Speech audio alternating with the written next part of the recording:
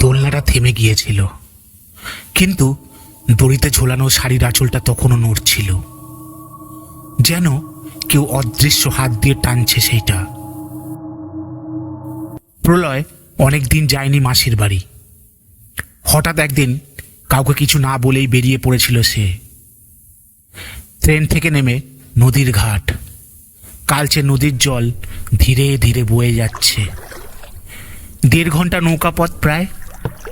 মাঝি ডাক টানছিল ছন্দ করে, ঢপ ছপ ঢপ ছপ। জলের ছিটে পায়ে এসে লাগছিল প্রলয়ের।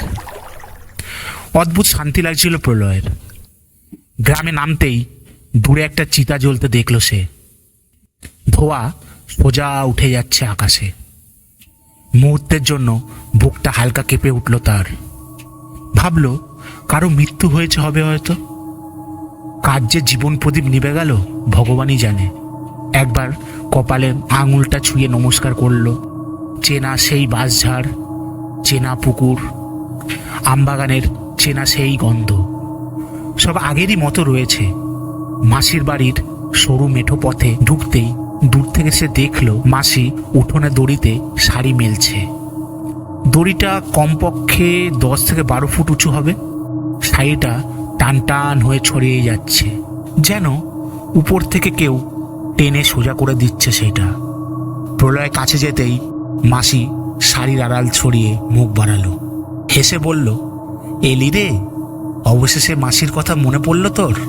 প্রলয় খেয়াল করল মাসির হাতে কোনো আকশি নেই, কোনো লাঠিও নেই।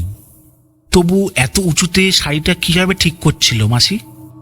মাসি আদর করে হাত ধরে নিয়ে গেল ভিতরে, বসতে দিল এবং কিছুক্ষণ পর দেখলাম ঘরের মধ্যে ঢুকে গিয়ে গুড় আর মুড়ি বাটিতে করে নিয়ে এলো।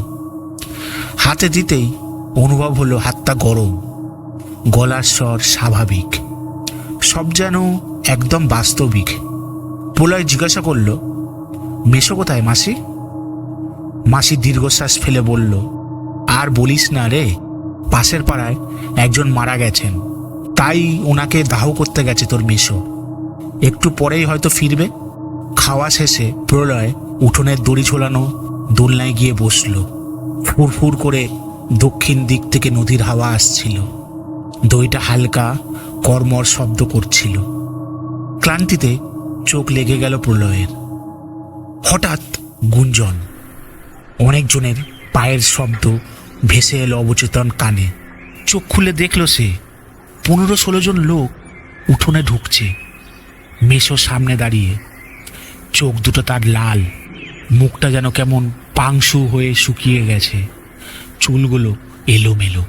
প্রলয়কে দোলনায় বসে থাকতে দেখেই মেশো হাউ হাউ করে কেঁদে উঠল।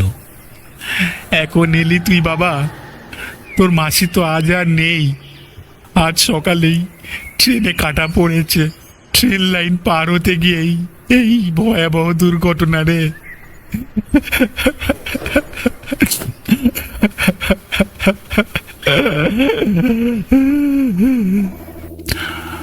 আমরা ওকেই দাহ করে ফিরছি। এই প্রলয়ের গলা শুকিয়ে গেল। সে ধীরে ধীরে উঠে দাঁড়ালো, উঠোনের দিকে তাকালো। দড়িতে ঝোলানো শাড়িটা হাওয়ায় নড়ছে। চারপাশে একটুও বাতাস নেই। সবাই তাকিয়ে আছে সেই দিকে।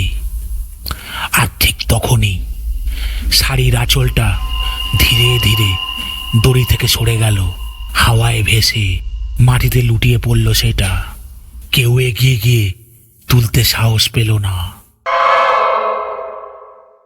শুধু দূরে নদীর দিক থেকে ভেসে এলো ঢপ ছপ ঢপ ছপ মাঝির সেই দাঁত টানার শব্দ।